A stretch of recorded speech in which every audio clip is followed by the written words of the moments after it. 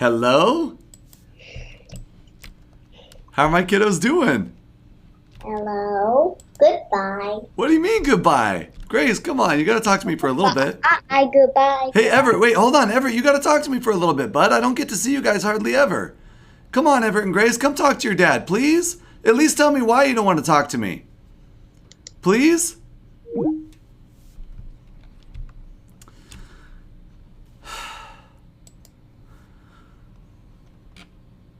More clear evidence of intentional parental alienation by an obsessed alienator. I've submitted this evidence to court after court after court, and I've had no positive response from any of these courts. It's like most of the judges and certainly all of the lawyers and most of the psychologists don't even study parental alienations. They don't even know what it is. They don't even know the pattern of an obsessed alienator and how it works. And this is the result.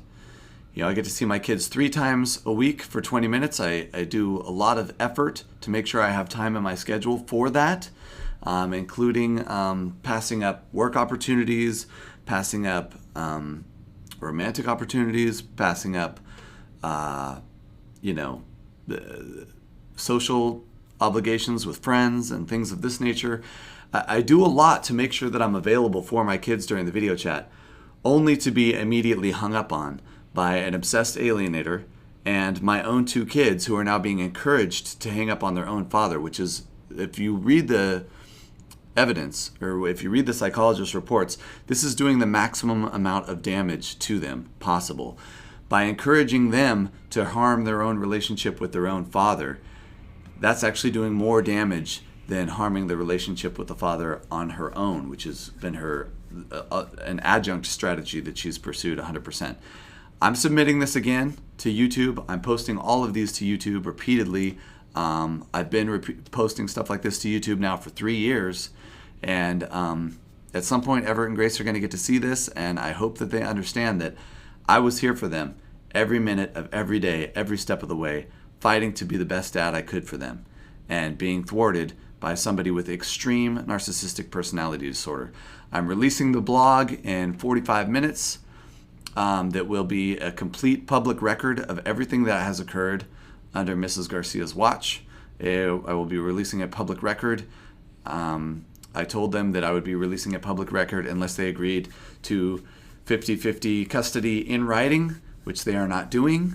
In fact, I just got the response from her attorney claiming once again, that I'm crazy, that I need mental help, that I have to go to, years of expensive therapy before I'm allowed to see my own children, even though there's absolutely no evidence of my malfeasance whatsoever by anyone. There's been no claims of violence. There's been no claims of criminality. There's been no allegations of any wrongdoing on my part by anyone. And it's now been 3 years, and I still have almost zero access to my children, as you just witnessed. So that's what's going on. Everett and Grace, I am so sorry that you are being manipulated into harming yourselves in this manner, which, if you read the reports on parental alienation, that is what is occurring. When she's encouraging you to say goodbye and not have a conversation with your father and limit visitation, she's harming you in one of the most profound ways possible. There's plenty of literature about this in parental alienation. I strongly recommend everybody read it. This has been going on now for 3 years. I've done all the research on this topic. I've posted many articles, many vlogs, many videos about it. I've conferred with many other victims of parental alienation, both men and women. A lot of women are alienated from their children as well, although it's much more often men in our society. Part of the inherent misandry of family court systems, which in my experience certainly has been destruction of family. Mrs. Garcia has not engendered the children's relationship with not only me, but with everybody in my entire family, extended family, my own parents, the children's grandparents, uncles, aunt, all the cousins, great-grandparents, some of which have deceased since this process started and never got to even meet Everett and Grace. So this is just more evidence. Everett and Grace, I am so sorry that this is happening to you. Please know I would have never done this to you. I would have never allowed this to be done to you if there were any way for me to stop it. I was at the courthouse today submitting a 20-page document that I've been working on day and night for the last 20 days to submit. So 20 days, 18 days, I don't know. It's been more than 2 weeks. I've been working on this document day and night. And I just submitted it to the courts today, and I'm about to submit it as public record. I'll be submitting it here on YouTube. I'll be submitting it on Instagram. I'll be submitting it on my blog. I'll be making sure that all the keywords involved are on every search engine imaginable.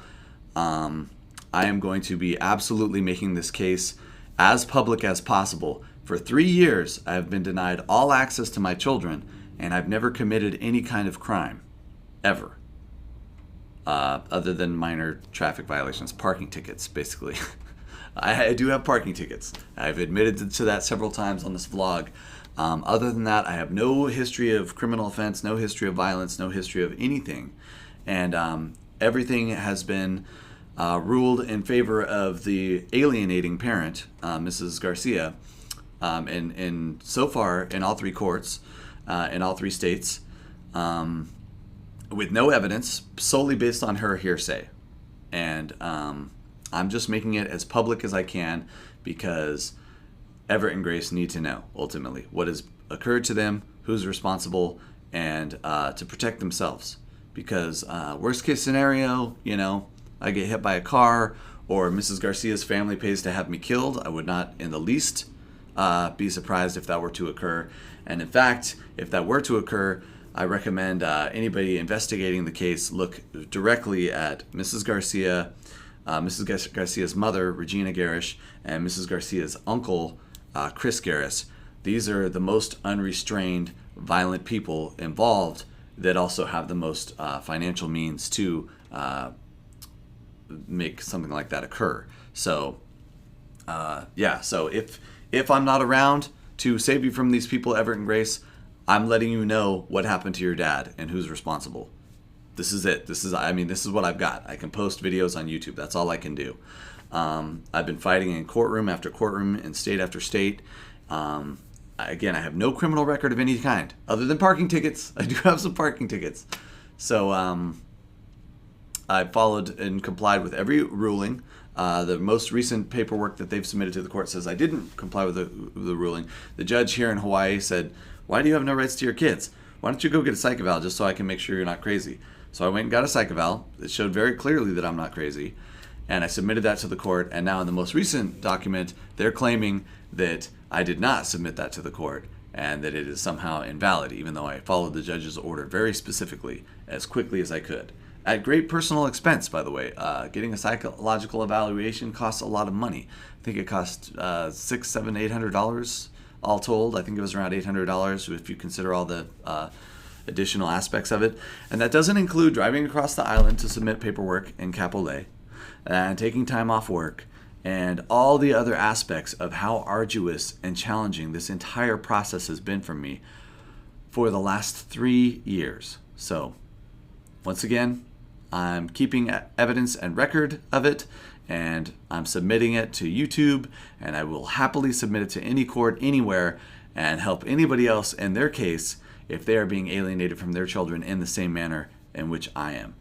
So, all right, Internet fam, look forward to that document dropping in about less than 40 minutes now.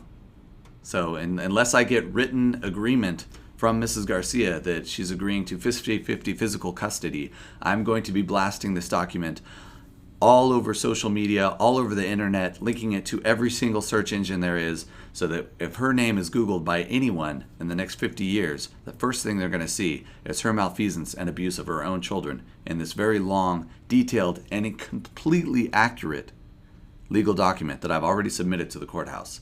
So, unless I get some kind of shared custody agreement in the next 30 minutes, this is 35 minutes, this is going public, and I'll be posting it right here on YouTube.